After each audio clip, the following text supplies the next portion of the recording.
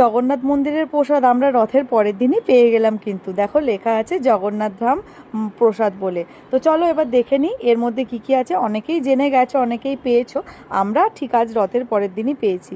তো দেখো এর মধ্যে আছে একটা এরকম গজা আর সুন্দর একটা প্যাড়া, এই দুটো একটা প্যাকেট করে দিয়েছে, আর সাথে আছে একটা জগন্নাথ দেবের ফটো, আর দীঘাতে যে জগন্নাথ মন্দিরটা হয়েছে সেইটা, আর তলায় লেখা আছে জগন্নাথ দেব শুভেচ্ছা সহ মমতা বন্দ্যোপাধ্যায়। তো যাই হোক এটাই পেয়েছি। তো আমার তো খুবই ভালো লাগলো প্রসাদটা পেয়ে।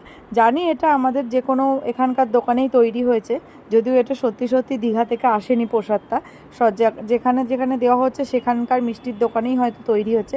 তো চলো মিমি এবার টেস্ট করে বলবে যে কীরকম খেতে প্রসাদগুলো, কেমন টেস্ট।